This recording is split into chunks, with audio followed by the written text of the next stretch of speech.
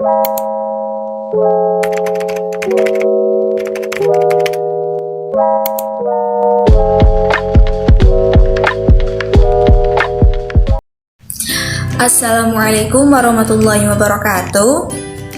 Ya, selamat pagi anak-anak. Bagaimana kabarnya hari ini? Alhamdulillah, jika baik semua. Nah, sebelum kita melanjutkan pelajaran pada pagi hari ini, alangkah baiknya kita berdoa terlebih dahulu. Ayo kita berdoa bersama-sama. Bismillahirrahmanirrahim.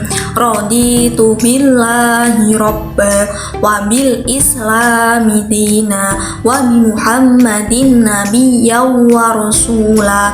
Rabbi zidni ilma warzuqni fahma. Amin.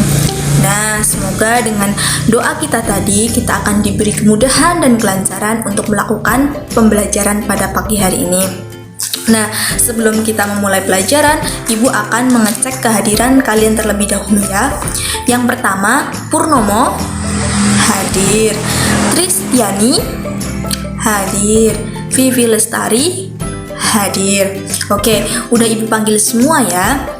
Kalau udah Ibu absen semua, sekarang Ibu giliran mau bertanya. Anak-anak, ada yang inget nggak kita belajar kemarin membahas mengenai apa? Iya, mengenai toha roh atau bersuci. Nah, selain itu kita belajar apa lagi? Ya, betul, mengenai macam-macam najis. Macam-macam najis ada berapa?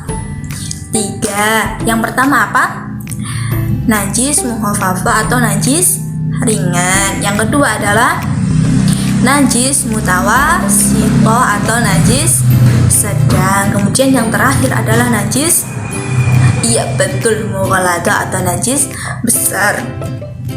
Nah, selain itu kita membahas mengenai cara thaharah. Yang pertama yaitu mengenai mandi besar. Nah, teman-teman kan udah ingat semua. Nah, sekarang kita akan berlanjut ke materi selanjutnya yaitu mengenai wudhu.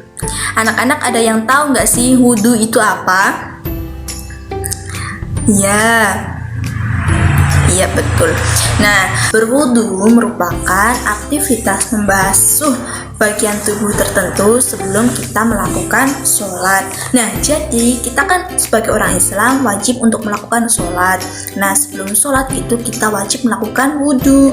Jika kita tidak wudu, maka sholatnya tidak sah. Kemudian jika dari teman-teman ada yang bertanya, apa sih Bu syarat-syarat seorang biar wudunya itu bisa sah? Nah, syarat yang pertama yaitu harus beragama Islam. Nah, jika ada seorang yang beragama non-Islam itu melakukan wudu, maka wudunya tidak sah. Kemudian syarat yang kedua yaitu mumayyiz atau tamyiz. Nah, mumayyiz atau tamyiz itu merupakan keadaan seseorang yang bisa membedakan antara yang hak dan yang batil. Maka jika ada anak kecil yang belum bisa membedakan antara yang hak dan yang batil, maka jika melakukan wudhu, maka wudhunya tidak sah. Kemudian syarat yang ketiga yaitu bebas dari hadas besar. Nah, anak-anak tahu kan hadas besar itu apa saja? Haid, kemudian melahirkan atau wiladah, kemudian mimpi basah, dan yang keempat yaitu junub. Nah, jika ada seorang dalam keadaan tersebut melakukan wudhu, maka wudhunya tidak sah dan harus mandi terlebih dahulu. Kemudian yang keempat yaitu menggunakan air yang suci dan mensucikan. Nah, Bu, air yang suci dan mensucikan itu bagaimana sih? Nah, air yang suci dan mensucikan itu zat airnya itu suci dan dapat membersihkan najis yang ada di tubuh kita. Nah, macam-macam airnya apa saja, Bu? Nah, yang pertama yaitu air hujan, kemudian air laut, kemudian air sungai, kemudian air sumur, kemudian air salju atau es, kemudian air dari embun, dan air yang berasal dari mata air. Kemudian syarat yang terakhir yaitu tidak ada yang menghalangi sampainya air di dalam kulit kita. Nah, itu contohnya seperti apa, Bu? Nah, misal ini biasanya cewek ya, anak cewek itu kan menggunakan kutek. Nah, kutek itu kan tidak tembus air. Maka jika melakukan wudhu masih menggunakan kutek, maka wudhunya tidak sah. Maka harus menghilangkan kuteknya terlebih dahulu, baru kita melakukan wudhu biar wudhunya sah. Nah, bagaimana anak-anak, sudah paham? Alhamdulillah kalau paham. Kemudian kita akan berlanjut ke fardunya wudhu. Nah, di sini ibu akan menyanyikan sebuah lagu biar kalian cepet ingat ya. Dengarkan. Kamu harus tahu ketika kamu berwudu, ada 6 fardu dalam setiap wudumu. Niat dalam hatimu, lalu basuh wajahmu, basuh kedua tanganmu, jangan lupa sikumu, usaplah kepalamu, jangan lupa kakimu, sampai mata kakimu, dan tertiblah dirimu. Nah, dari lagu yang tadi ibu nyanyikan, jadi dijelaskan dalam wudhu itu ada 6 fardu. Yang pertama yaitu niat. Niat itu diucapkan di dalam hati. Nah, niat itu diucapkan ketika kita membasuh muka. Kemudian rukun yang kan tadi sudah niat dan membasuh muka. Kemudian rukun yang ketiga yaitu membasuh kedua tangan, jangan lupa sampai siku. Kemudian rukun yang keempat yaitu mengusap sebagian kepala. Kemudian rukun yang kelima yaitu jangan lupa basuh kakimu hingga mata kaki atau polok. Kemudian rukun yang terakhir yaitu tertib. Nah, tertib itu kita harus sesuai urutan tadi, yaitu niat membasuh muka, kemudian membasuh kedua tangan sampai siku, kemudian mengusap kepala dan mengusap kaki sampai mata kaki, atau membasuh kaki sampai mata kaki, dan kemudian yang terakhir yaitu urut-urut. Dan tidak boleh diacak-acak, itu harus sesuai urutan. Paham anak-anak? Nah, selanjutnya kita akan membahas mengenai sunnah wudhu. Yang pertama yaitu membaca basmalah, Bismillahirrohmanirrohim. Kemudian dilanjutkan dengan membasuh kedua telapak tangan. Kemudian dilanjutkan dengan berkumur. Kemudian membaca niat dengan lisan. Kemudian menghisap air ke dalam hidung. Kemudian membasuh seluruh kepala dan mengusap kedua telinga. Dan membaca doa setelah wudhu. Setelah tadi kita membahas mengenai syarat-syarat sah melakukan wudhu, berarti ada dong yang bisa membatalkan wudhu. Nah, benar sekali, ada beberapa hal yang dapat membatalkan wudhu. Yang pertama yaitu buang angin atau kentut. Kemudian yang kedua yaitu buang air kecil. Kemudian yang ketiga yaitu buang air besar. Kemudian yang keempat yaitu menyentuh kubul, yaitu lubang bagian depan dan dubur bagian belakang dengan telapak tangan. Kemudian yang kelima yaitu hilang akal karena tidur. Dan yang keenam adalah gila. Nah, selanjutnya kita akan membahas mengenai tata cara berwudu. Sekarang anak-anak bisa perhatikan video berikut ini. Nah, yang pertama yaitu membasuh kedua tangan dengan membaca Bismillahirrohmanirrohim. Kemudian dilanjutkan dengan berkumur sebanyak 3 kali.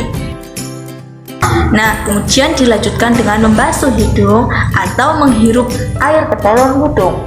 Dan kemudian dilanjutkan membasuh wajah dan membaca niat Bismillahirrohmanirrohim. Nawaitu wudu'a li raf'il hadasil asghari fardholillahi ta'ala. Kemudian membasuh kedua tangan, jangan lupa sampai siku. Kemudian dilanjutkan dengan membasuh sebagian kepala. Kemudian dilanjutkan dengan mengusap kedua telinga. Dan dilanjutkan dengan membasuh kaki hingga ke mata kaki. Dan yang terakhir yaitu tertib atau urut-urut, atau tidak bisa diganti-ganti urutannya, harus sesuai urutan tadi. Dan kemudian dilanjutkan dengan doa setelah wudhu. Nah, kalian pasti sudah hafal membaca doa setelah wudhu. Ayo kita baca bersama-sama. Asyhadu alla ilaha illallah wahdahu la syarikalah wa asyhadu anna muhammadan abduhu wa rasuluh. Allahumma ja'alni minat tawwabina waj'alni minal mutatahhirina waj'alni min ibadikas sholihin. Kemudian kalian bisa melanjutkan sholat atau membaca Al-Quran dan ibadah lainnya yang mewajibkan untuk berwudu. Nah, silakan dari teman-teman semua, jika ada pertanyaan silakan ditanyakan kepada Ibu. Oh ya, silakan Mas Purnomo. Ya, jadi pertanyaan Mas Purnomo tadi, apakah wudhu harus menggunakan air dan bagaimana jika tidak ada air? Nah, wudhu memang harus menggunakan air. Dan jika tidak ada air, maka kita bisa bertayamum. Dan nanti setelah materi wudhu ini kita akan membahas mengenai tayamum. Nanti kita akan belajar mengenai tata caranya dan apa yang harus kita lakukan di next pertemuan ya Mas. Ya, ada pertanyaan lagi? Tidak ada. Nah, sebelumnya kita bisa mengulas lagi pelajaran kita pada pagi hari ini. Kita tadi membahas apa saja ya? Iya, pengertian wudhu, kemudian iya, syarat-syarat sah melakukan wudhu, kemudian rukun dan fardunya wudhu, kemudian sunnah-sunnah berwudhu, kemudian hal-hal yang membatalkan wudhu, kemudian iya, tata cara melakukan wudhu yang baik dan benar. Nah, saya cukupkan dulu untuk pertemuan hari ini. Namun izinkanlah Ibu untuk memberikan tugas tambahan kalian biar kalian di rumah tetap belajar. Silakan dicatat. Yang pertama, menulis doa niat wudhu dan doa setelah berwudhu. Kemudian besok catatan tersebut dikumpulkan dan minggu depan kalian maju satu-satu hafalan doa niat dan doa sudah wudhu. Nah, Ibu cukupkan pertemuan pada pagi hari ini dan marilah kita membaca hamdalah dan doa kafaratul majelis. Alhamdulillahirabbil alamin. Bismillahirrahmanirrahim. Subhanakallahumma wa bihamdika asyhadu an la ilaha illa anta astaghfiruka wa atubu ilaik. Semoga dengan bacaan tadi, apa yang kita peroleh pada hari ini menjadi berkah dan ilmu yang bermanfaat bagi kita semua. Amin. Dan Ibu mohon maaf atas semua kesalahan, baik tindakan atau ucapan. Cukup sekian. Wassalamualaikum warahmatullahi wabarakatuh. See you next time.